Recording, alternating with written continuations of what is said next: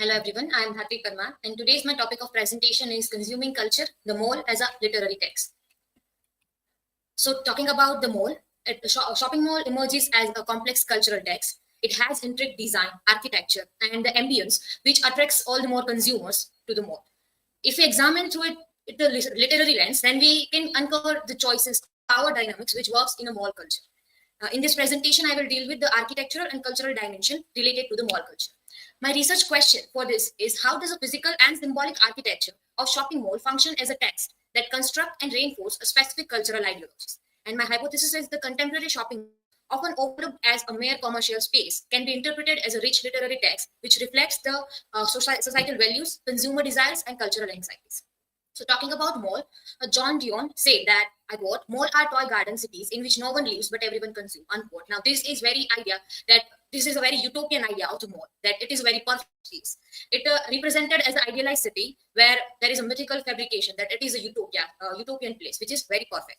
In a Reliance city, image is to express structure within the urban structure. Ihab Hassan once said that invisible imagery made of dream and desire, agent of all our transformation. So basically, when we go to the mall, we have the kind of an action or a kind of a theatrical performance we do in the mall. Mall as a site of gazing or spectator. There are a presence of mannequin and posters, which makes this world a fantasy. Mall as a fantasized world. Pramod K. Nair, in the introduction to cultural studies, said that I quote: "The mall itself is the fantasy world in which you enter and exercise the illusion of acquiring perfection as embodied in the images." Unquote. So basically, when you enter to the mall, you have an idea that I will be the perfect with certain clothes, with certain brand images, with certain kind of an appearance. And we have a myth connected with the mall that you can become whatever you want. So basically there is a Disneyfication. There are a presence of so many mirrors which reflect yourself, and you have so many choices in clothes, so many branding in front of you, so you can choose and that you can be whatever the identity you want to consume.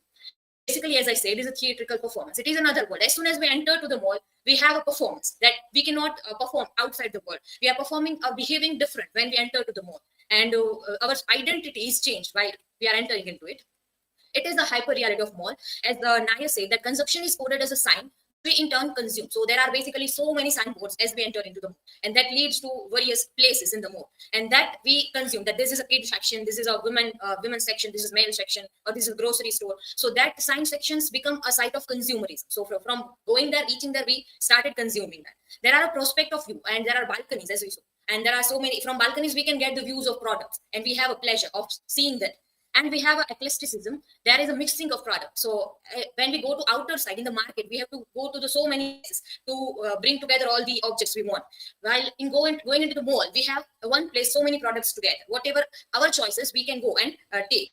Is basically a path leads to never-ending signs and objects, and it is a kind of a labyrinth. So when we enter to the mall, we feel that there is a sense of illusion that is it is a never-ending. So we go to another section, so many section we time and again go. And the glass, this is the main thing that attracts the consumer, because there are glasses and the products are visible to you, and now that's create a sense of belonging or sense of longing of that products, and that creates a consumer attraction to the consumers. There are fragmented miniature repetition. So as soon as we enter into the grocery store, there are so many miniature products are putting together, so we get the idea of miniature repetition, and we also get the sense of illusion that it will be never ending. So that is connected with it, and at the same time it is giving you a consumer choice. So one grocery product will be available in so many different brands and with different prices, so you get a choice. If we talk about organization in mall, so mall is an embodiment of a city.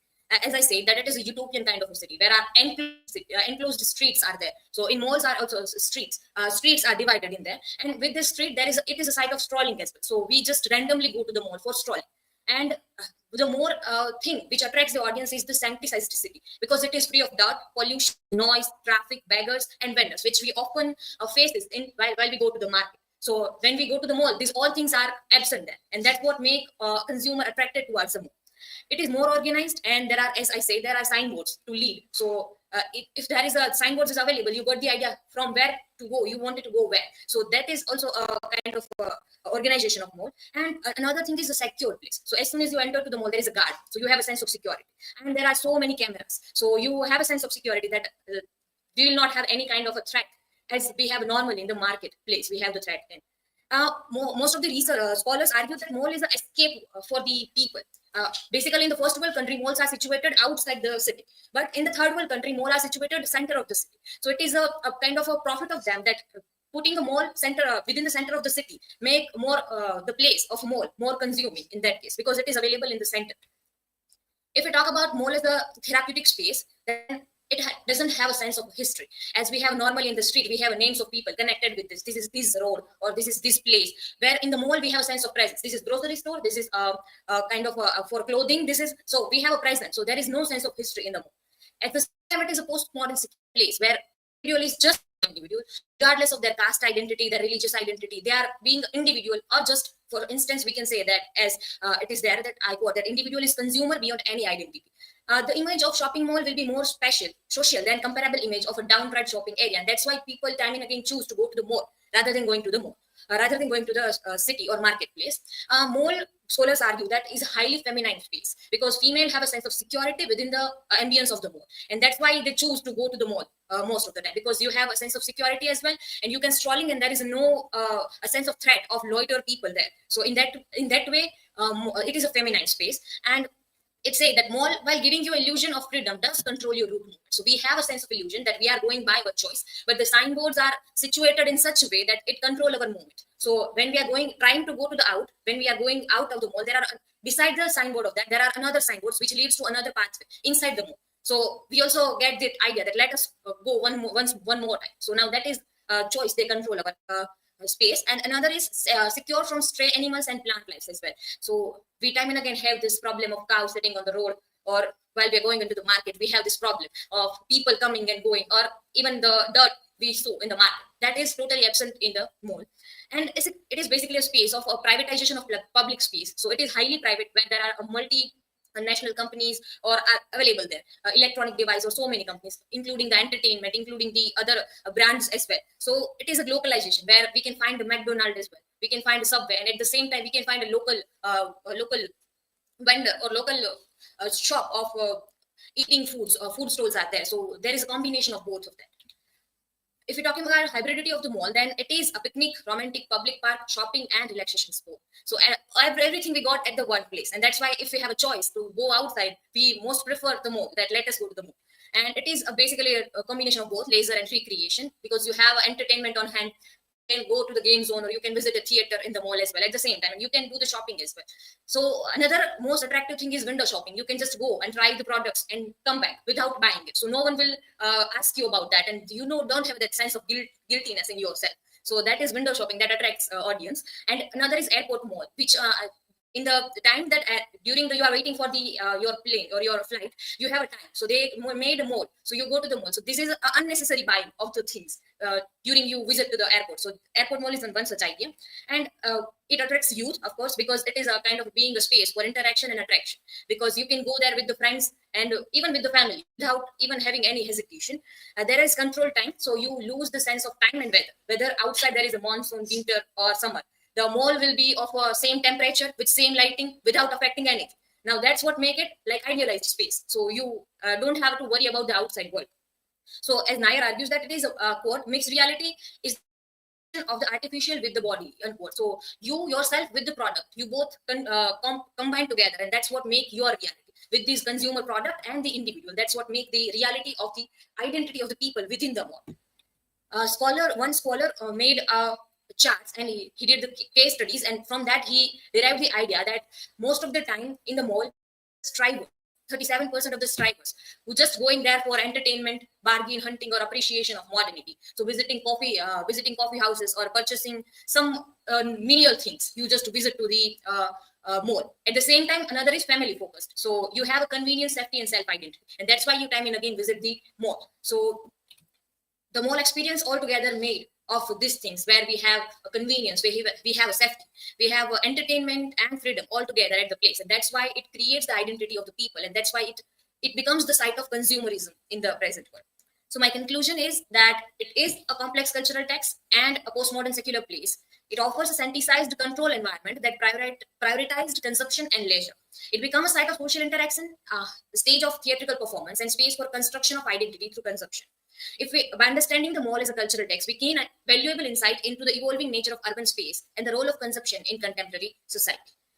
These are my references, and thank you. Now, if you have any question, feel free.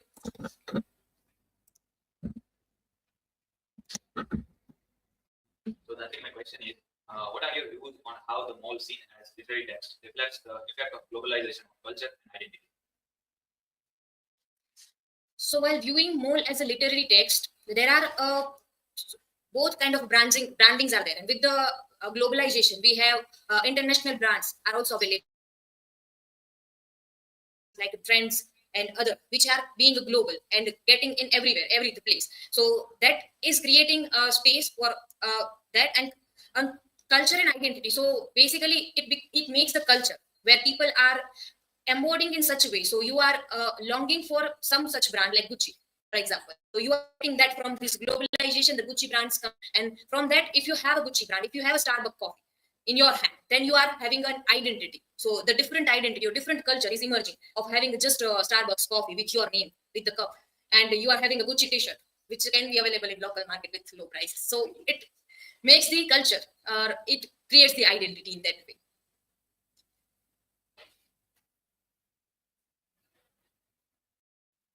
So Dhatri, you talked about the Disneyfication of malls. So how does this impact the consumers? Okay, so Disneyfication basically is connected as we entered into the mall. There are the mannequin is putting in such a way that it attracts the people. At the same time, the architecture of the mall. So there are a kids zone in the downside. So as soon as you enter there, so the architecture is like that. So kids are attracted towards that, and they ask for that. So that impacts the consumer. So kids will ask that we want to go to the game zones on that. So in that way, the Disneyfication. Another thing is that you can, as I said, that it is a theatrical performance. So you can wear a clothes or you can see yourself in the mirror. So that is also a Disneyfication, so where you wear the dress you wanted to and take a photo and imagine yourself in that dress. So that also attracts the consumer in that way. And of course, yes, that is. Thank you.